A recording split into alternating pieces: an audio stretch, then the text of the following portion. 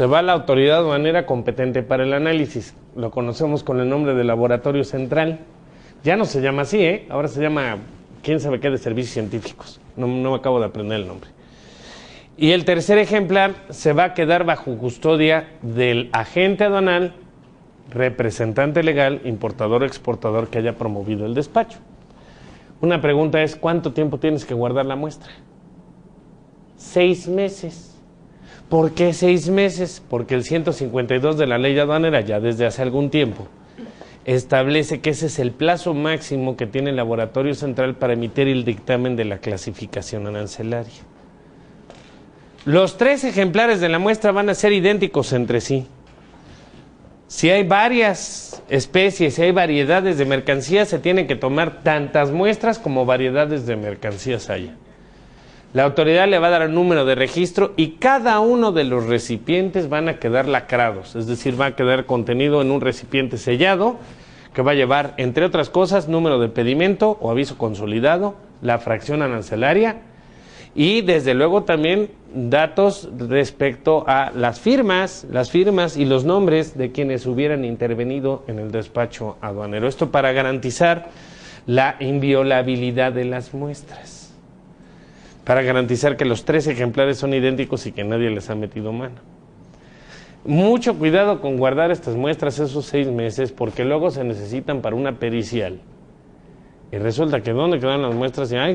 O como me pasó en un caso, ¿no? Es que nada más tomaron 2, no nos dieron la nuestra. Eso no puede ser. O sea, el procedimiento es claro, tiene que ser 3 muestras. Entonces, obviamente, a la hora de que salió la controversia de la clasificación arancelaria, pues resulta que no tenían muestra. ¿Cómo la voy a someter a análisis o cómo la voy a someter a un perito para ver si la clasificación arancelaria fue correcta o no? ¿Cómo la voy a defender técnicamente, no? Entonces, mucha atención con eso. ¿Qué tipo de productos son? Pues químicos, metales, textiles. Todo esto normalmente se toma muestra al momento del reconocimiento aduanero. Entonces, hay que tener cuidado de preservarlo. Se va a levantar un acta, en el acta se van a hacer constar todas estas circunstancias y las muestras que no se retiren en los plazos previstos en el artículo 29 del Código de la Ley Aduanera, van a causar abandono. Las muestras que no se retiren de la aduana. ¿Sí vamos bien hasta aquí, por favor? Entonces, digno de considerarse este procedimiento.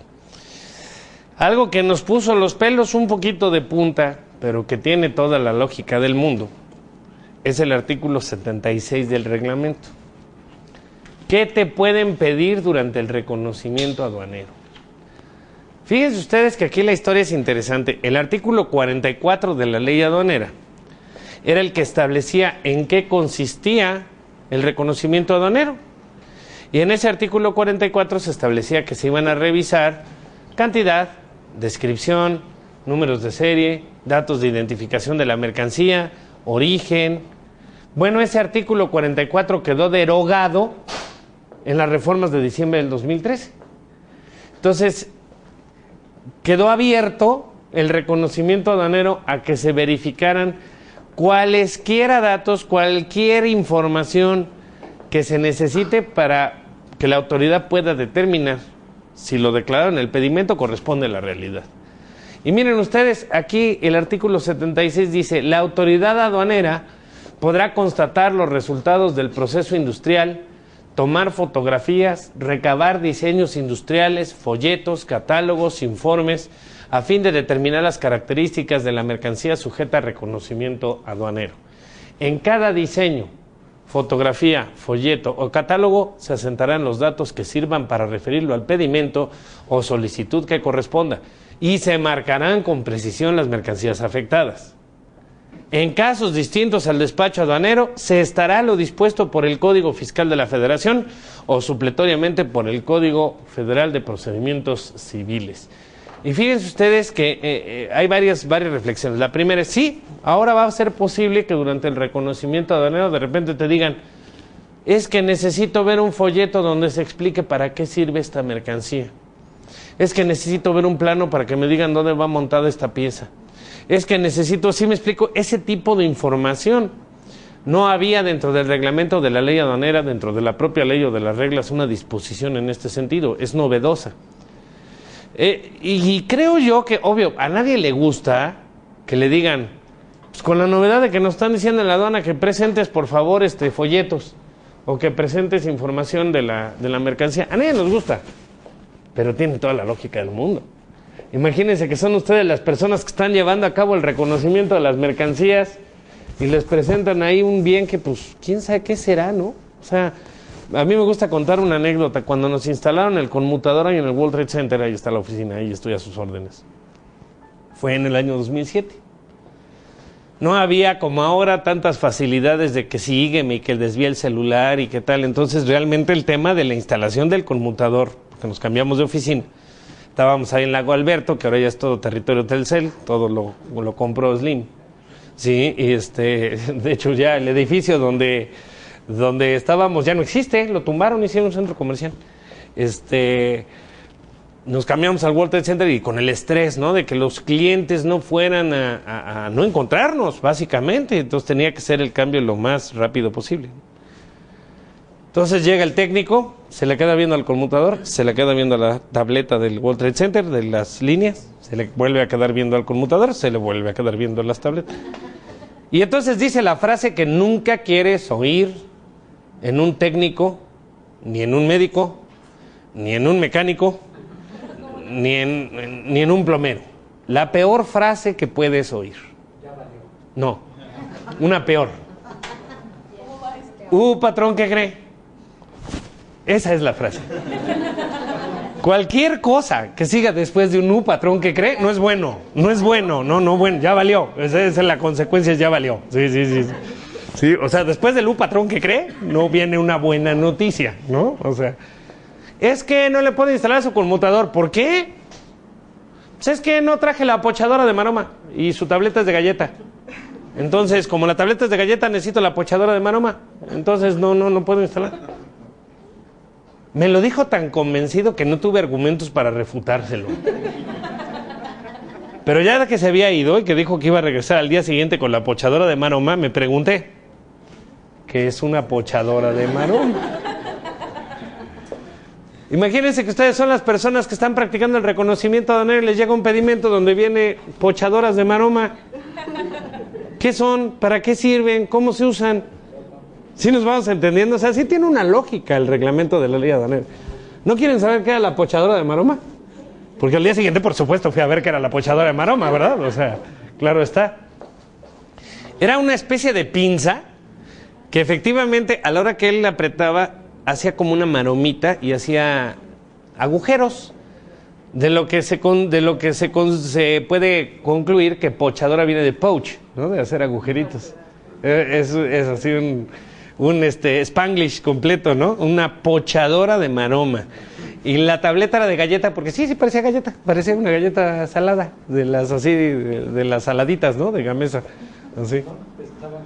No me estaban cuenteando, pero más bien, la anécdota la cuento por el lado de, imagínense que son ustedes los que están practicando el reconocimiento aduanero, y les viene un pedimento que la descripción que trae es pochadoras de maroma. ¿Para qué sirven? ¿Cómo se usan? ¿Está bien clasificado? ¿Es una herramienta de mano? ¿Qué es? Por eso crearon esto. Entonces, el mensaje es claro hacia ustedes. Si el día de mañana ASF les dice, oye, es que necesito unos folletos y que no es por molestar, es porque el reglamento de la ley aduanera ahora así lo permite. Pero ahí tengo una duda. Venga. Por ejemplo, nosotros importamos elevadores. Oh, no, bueno, es muy especializado. Y tiene, no sé, muchos componentes, más de 300. Podemos hablar desde tornillitos hasta un motor. Y unos como rieles enormes, ¿no? Sí, sí. Tiene una variedad de... Y pues el manual que tiene las descripciones y todo eso están en inglés. Correcto. Tendrían que presentarlo en español. Tendríamos que presentarlo todo. No tiene que ser por perito o traductor. Una traducción simple bastaría. Pero sí la necesitarían presentar en español. Todas las actuaciones ante autoridad mexicana tienen que ser en el idioma oficial del país, que es español. Pero entonces ahí la cuestión es, una cosa es presentar un manual de partes, una lista de partes. Otra es presentar un manual de cómo se instalan todas esas partes, todas las páginas. Pues yo tuve una vez una controversia, pues hasta donde le entiendan. Pues yo tuve una vez una controversia de elevadores, precisamente, de la competencia de ustedes, en donde el argumento era que se estaban clasificando los rieles, ya no me acuerdo qué clasificación le habían dado, pero lo estaba mandando, la autoridad decía, yo les veo cara de perfiles. ¿Sí me explico? O sea, como si fueran perfiles así, varillas, tal cual, y en realidad eran unos rieles muy especializados para que viajara el elevador. Entonces, pues, un relajo, y hasta tuvimos que recurrir a un perito y toda la cosa, y ahí nos fuimos a asomar al cubo de un elevador y todo, para ver cómo funcionaba. Sí, porque alguna vez nos comentaron que, digo, la verdad es que no hemos tenido problemas, pero qué bueno. Nos comentaron que llegado el caso, a lo mejor hasta tendría que ir un técnico a armar un elevador ahí. No lo expresa de esa manera el reglamento, pero sí probablemente la información de dónde van las piezas, ¿no? El plano, o sea, los planos, el dónde van las piezas montadas, eso probablemente sí, porque pues, seguro traen una pochadora de maroma. Ahí, o sea. Sí, claro. Sí, la chincheta, ¿no? La junta de la tobera y la chincheta. Sí, seguro.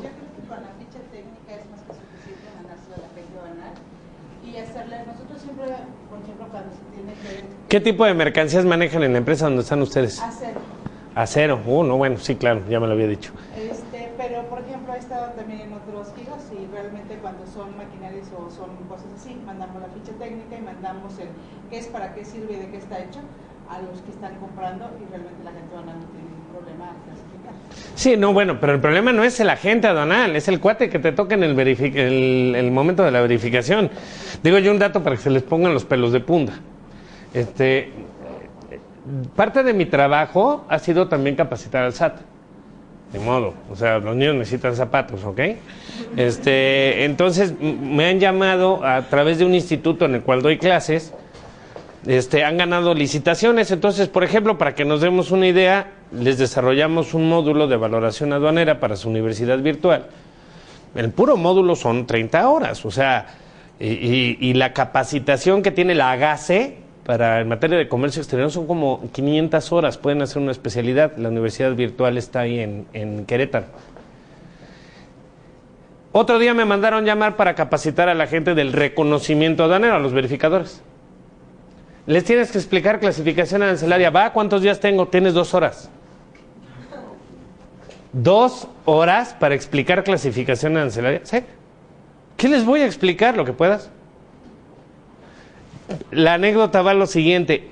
En particular en la aduana, el tipo de formación, educación que les están dando hace énfasis en la seguridad nacional. Los ponen a estudiar ahí que si dobles fondos y que si maniobras no intrusivas y que si los binomios caninos y que si los rayos gamma y no sé qué tantos relajos.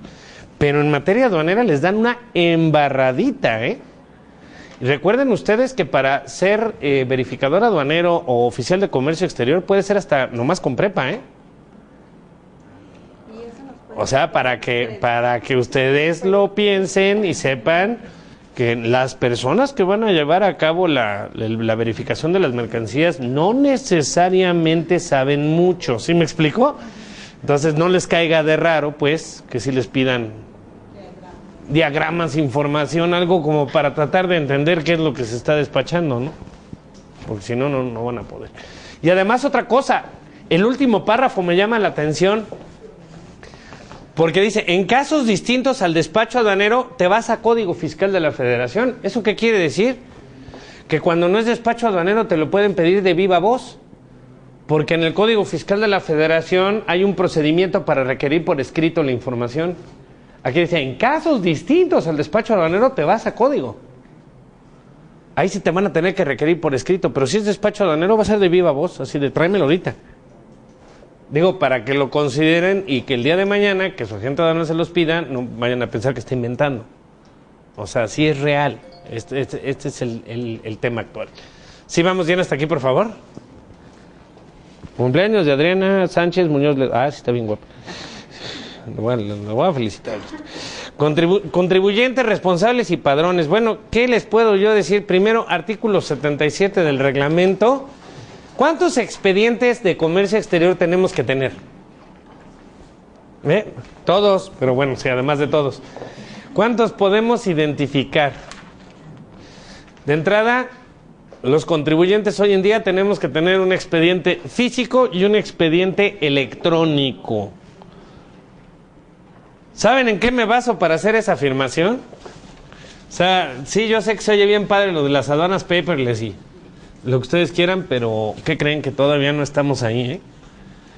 Vean ustedes lo que dice este artículo del reglamento. Dice, para efectos del 6, que es el que habla de la transmisión electrónica de información en la ley aduanera, los contribuyentes, responsables solidarios y terceros con ellos relacionados deberán poner a disposición de la autoridad aduanera cuando lo requiera la documentación relacionada con las operaciones de comercio exterior, incluso para cotejo o compulsa con la información transmitida en documento electrónico o digital.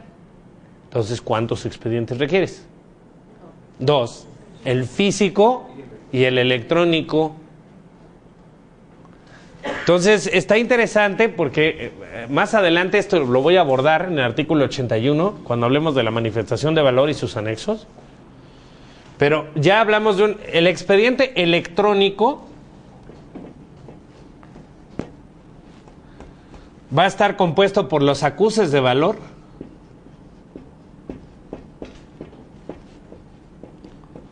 con sus acuses de presentación,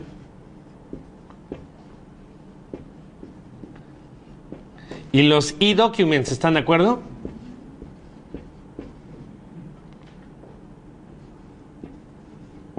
Document lleva doble M, document, sí, ¿no? Document, ¿no? Los e-documents con sus acuses.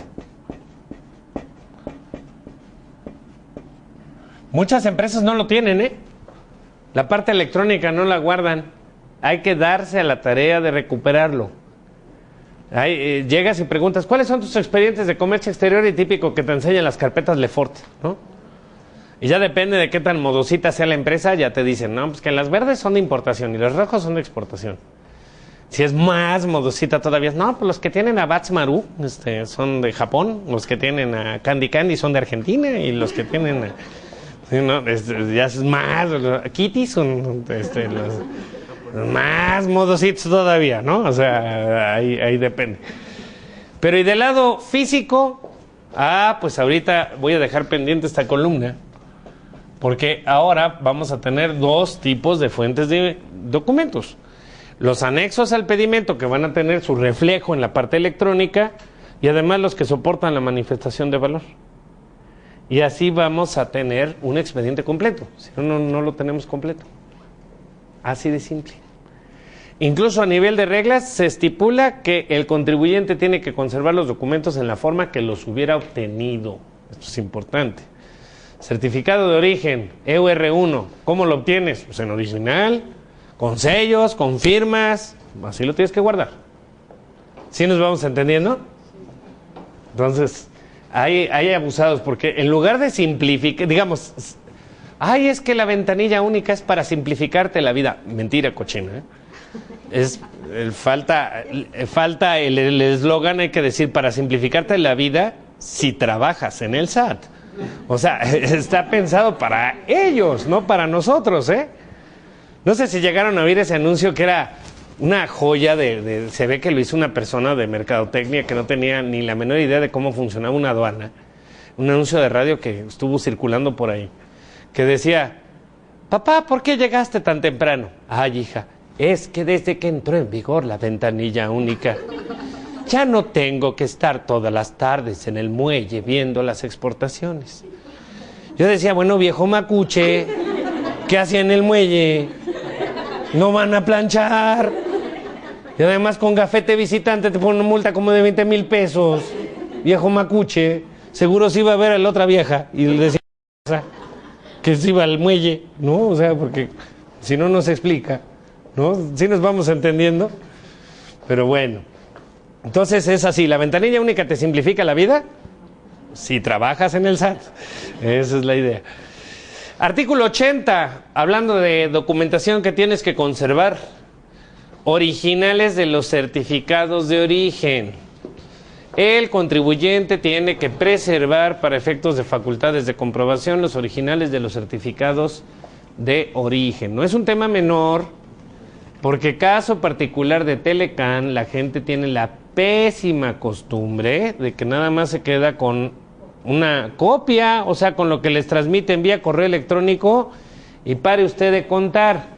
Pero tanto este artículo 80 del nuevo reglamento como la regla 25 en materia aduanera del Telecán establecen que el contribuyente tendría que tener los originales en su poder. ¿Cómo se establece que estamos ante un certificado de origen Telecán original? Pues porque tiene firma autógrafa, no hay de otra. Si una vez hasta en el tribunal me hicieron la prueba babascópica, presentamos un certificado y me dice la magistrada instructor, es copia. Digo, original. Copia, original. Se corrió la tinta, póngale que es original. Y apúntele allá abajito que le hicieron la prueba pericial babascópica. Le digo.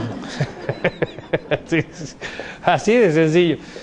Entonces, muchas empresas no tienen la costumbre de resguardar los originales, se quedan nada más con eso. ¿Saben qué les pasaría?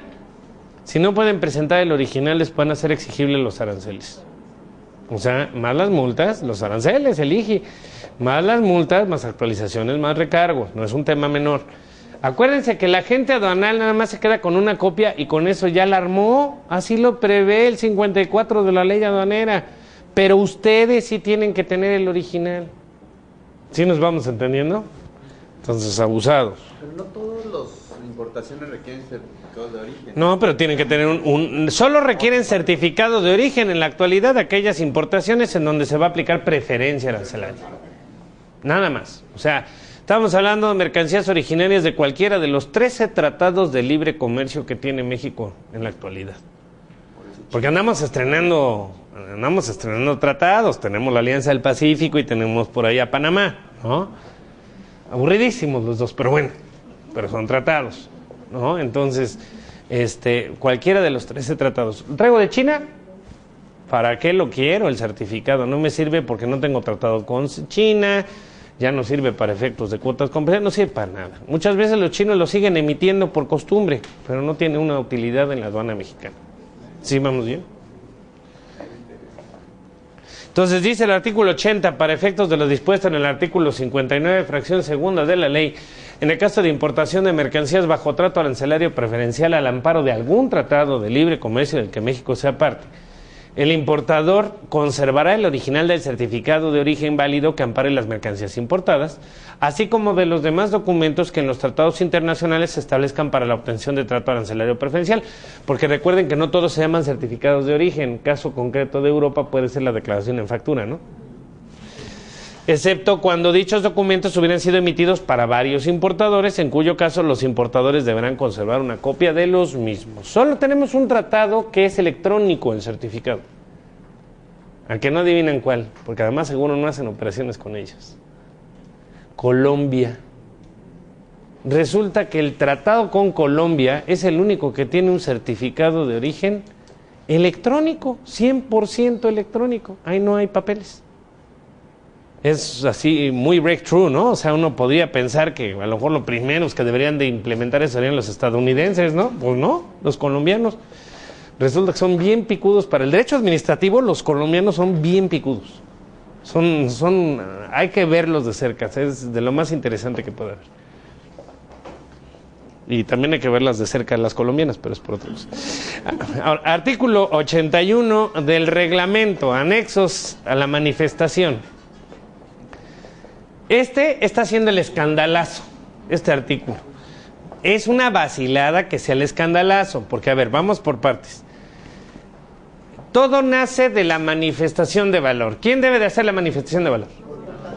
El importador, no hay más. Así lo prevé el artículo 59, fracción tercera de la ley aduanera. ¿Están de acuerdo? ¿Por qué la tiene que hacer el importador? ¿Por qué no el agente aduanal? Porque además es el único que sabe cómo fue el negocio. Es el único que tiene idea de si hay incrementables, si no hay incrementables, si en un momento dado las mercancías fueron compradas, recaladas, encontradas. Es el único que puede aportar datos tan importantes como regalías, vinculación, si la vinculación afecta, si no afecta, todo este rollo. Miren, de veras, el personal de la agencia aduanal, ahí como lo ven, son guapos, inteligentes, Pero hay algo que no son. Adivinos. Hasta ahorita. Quién sabe si ya al rato desarrollen esa habilidad. Pero ahorita por lo pronto no lo son. Entonces, el tema es que ahora se presenta como un gran escándalo el que se tiene que construir un expediente para soportar el llenado de la manifestación de valor. Cuando si ustedes leen con detenimiento el artículo 59, fracción tercera de la ley aduanera, van a ver que ya desde ahí decía: proporcionar a la gente aduanal una manifestación por escrito y bajo protesta de decir verdad y reunir los elementos de prueba necesarios. O sea, ya desde la ley, desde 1996, decía, no nada más es la manifestación, necesita reunir todos los documentos de prueba del valor, ¿no? Ahora lo único que pasa es que, como en el ejemplo que les ponía yo al inicio de la exposición, de que la ley dice Alberto tiene que ir de traje a dar el curso y el reglamento dice el traje puede ser gris o negro, pues de igual manera aquí el reglamento solo glosa, especifica cuáles son los documentos que deben de estar como soporte de la manifestación, pero no te está poniendo una obligación nueva. Era una obligación que ya tenías, nada más que ahora le pone nombre y apellido. Dice así: para efectos de lo dispuesto en el artículo 59, fracción tercera, primer párrafo de la ley, los elementos que el importador deberá proporcionar anexo a la manifestación de valor son los siguientes documentos. Que fue donde les digo que me rompieron el corazón, porque platiqué con los del SAT y les dije, oigan, tengo una duda. Dice anexos a la manifestación y luego el 220 dice que se le tienen que entregar a la agente aduanal. Pero resulta que si ustedes se van al formato de la manifestación, el instructivo de llenado dice que hay dos modalidades de llenado, con anexos o sin anexos. Le digo, entonces, ¿qué onda? ¿Ya no va a haber manifestación sin anexos? Y me contestaron los del SAT, ¿eso dice el formato? Me rompieron el corazón, ni lo habían visto. Pero bueno, ya ni modo, ya así es, ¿no? Factura comercial, pues sin mayor problema. Y vamos a empezar con nuestro expediente físico, ¿vale? Factura comercial. Obviamente aquí con todas las observaciones y salvedades del caso. Fíjense ustedes que esto ha sido muy malentendido en la ley aduanera desde hace mucho tiempo. Desde el 96, para ser claros. Desde 1996 la ley siempre ha dicho, necesitas factura en la medida en que sea compraventa. Nunca ha dicho otra cosa la ley, ¿eh? Si no es compraventa no se necesita factura. ¿Sí están de acuerdo conmigo o no? ¿O no se habían dado cuenta? Miren, se los voy a enseñar. Aguántenme tantito. Voy a agarrar la ley aduanera viejita. Ley aduanera del 2012, digamos, ¿no? Ley aduanera del 2012. Déjenme ver dónde anda. Me quiero hacer el jovencito y me quito los lentes, pero no saben qué, que es que estoy agarrando mi segundo aire de cuarentón, entonces acá está. Sí, ¿no? Digo, ¿saben desde dónde viene el trauma? Yo doy clases en la Anáhuac, entonces pues tengo mis alumnos y mis alumnas tienen 24, 25 años. Entonces se me queda viendo una alumna. Y le digo, ¿sí? Yo le quiero preguntar algo. O sea, ya en serio, ¿qué edad tiene? Le digo, ¿podría ser tu papá? Ay, no, o sea, ¿cómo crees? O sea, mi papá tiene como 43 años, o sea. Ay, no me diga. Ay, no parece. Ay, es bien tragaños. Que quién sabe qué. Entonces decidí quitarme la barba y ya no usar los lentes. Pero bueno, permítanme tantito. La ley aduanera viejita decía lo siguiente, fíjense ustedes. Se los voy a enseñar porque de veras me llama la atención cómo pasamos tantas veces ante la ley y no la leemos. No la leemos, no le prestamos la debida atención. Esta es una ley viejita del 2012. Nos dejen que se descargue. Y van a ver lo que decía. Y lo mismo dice la ley nueva, pero ahora con respecto al acuse de valor. Dice lo mismo. ¿Sí? Entonces ahí está ya está abriendo.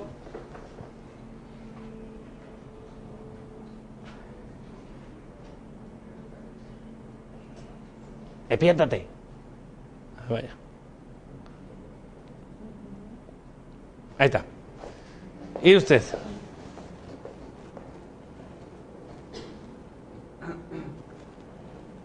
En aquel entonces no había 36 y 36A, solo había 36. Y el 36 decía lo siguiente.